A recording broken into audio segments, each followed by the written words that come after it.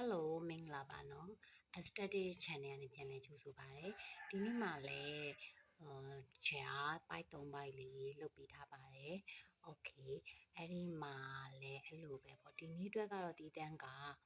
education နဲ့ပေါ့နိုင်ငံခြားသွားမယ်နိုင်ငံခြားမှာကျောင်းတက်မယ်လို့ဒီတန်း education နဲ့အတွက်ပါပဲပြောချင်တာနိုင်ငံခြားမှာကျောင်းတက်မယ်လို့တော့ဥပမာဆိုပါစို့ဥပမာbachelor တက်ကမလားနောက်မို့ရှင် master ပြန်တက်ရမယ်လို့အဲ့လိုမျိုးလူတွေအတွက်ပေါ့နော်ဒီနေ့ဒီတန်းအတွက်က education နဲ့အတွက်လေးကိုနည်းနည်းလေးပိုင်လေးကြည့်ပြပါမယ်နော် Okay so ဒါကပိုင်1ဒါလေးကပိုင်2ဒါပိုင်3 Okay so တချို့ပိုင်1လေးကိုကြည့်လိုက်ကြရအောင်sorry ပါနော်ပိုင်1ကိုရွေးထားတဲ့လူတွေကပြောရမယ်ဆိုရင်ပေါ့အခုလက်ရှိရွေးထားတဲ့ပညာရေးနဲ့ပတ်သက်ပြီးတော့ဘဝမှာကိုကဒါနဲ့ဘယ်လိုပြောရမလဲလောက်ကရမယ်လို့မဟုတ်ဘူးပေါ့နော်အဲ့ဒီတော့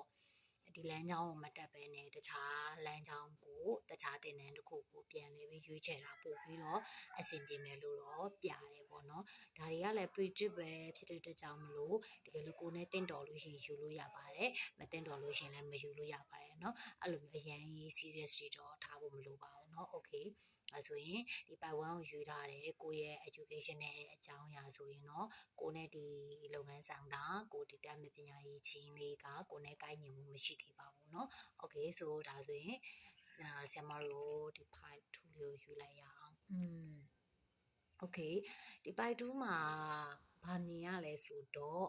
နိုင်ငံခြားမှာကျောင်းတက်မဲ့လူတွေနိုင်ငံခြားမှာဗီဇာလျှောက်တဲ့လူတွေဥပမာဆိုပါစို့အခုလာမဲ့ intake တွေမှာအမိလျှောက်နိုင်မလားတို့ပေါ့နော်ကိုက bachelor ကိုအဲ့နိုင်ငံမှာသွားတက်ရမလားတို့ဒီမှာမြင်ရတာကတော့ Malaysia Vietnam and then UK လည်းတွေ့တယ်နောက် Australia နောက် US လည်းတွေ့တယ်ဒါလိုနိုင်ငံရဲ့ခြားမှာကျောင်းတက်မဲ့လူတွေအတွက်ခွင့်လန်းကောင်းပါတယ်နောက်ပြီးတော့အောင်မြင်နိုင်ခြေကလည်း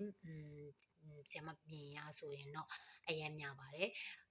တခြားဒီနေရာမှာ focus လုပ်เสียရရှိတာကကိုဖြစ်ချင်တဲ့ဆန္ဒကိုပဲကိုယ့်ဟာကိုယ်အာရုံစိုက်ပြီးလုပ်ပါ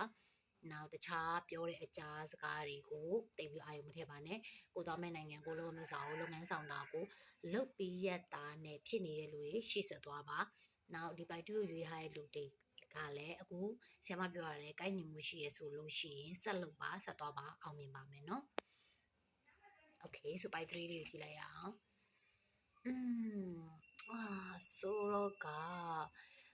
ဒီ5-3မှာကဘာတွေ့လဲဆိုတော့အရင်တည်းကတက်ထားပြီးသားလူလေတူလိုတန်လန်တွေပေါ့ so just like that တချို့ကဂျပန်စာရေးတက်ထားတယ်နောက်တရုတ်ကိုပြန်တက်ရမလို့တချို့ကအဲ့လိုပဲကိုရီးယားကိုတက်နေတယ်အဲ့ရနေမှာဂျပန်ပြန်တက်ရမလားပြီးသွားလို့ရှိရင်တခြားလမ်းကြောင်းကိုပြန်ပြောင်းမှာ engineering တက်ထားတဲ့လူတွေမမလို့ရှိရင် accounting တက်ထားတဲ့လူတွေအဲ့လိုပေါ့နော်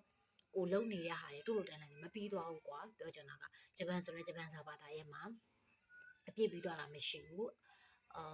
ဘွဲဆိုလည်းဘွဲမရသွားဘူး first year second year မှာရက်နေတာ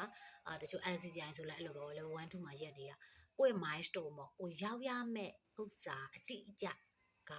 ပြည့်ပြည့်စုံစုံနဲ့ပြီးသွားတာမျိုးမရှိဘူးဆိုတော့ကဒီဖိုက်ကပေါ့နော်တိုးလို့တန်းလန်းပေါ့ဒါဆိုတော့နည်းနည်းတော့ပြောခက်တယ်လောလောဆယ်ကတော့တူတူတန်လန့်အခြေအနေပဲအဲ့တဲရမှာကိုဘာဖြစ်ချင်လဲဆိုတော့ little bit ပေါ့နည်းနည်းလေးပြန်ပြီးတော့အာရုံစူးစိုက်ဖို့အတွက်ဆရာမကတော့အကြံပြုချင်ပါတယ်ရှင် thank you ပါ bye bye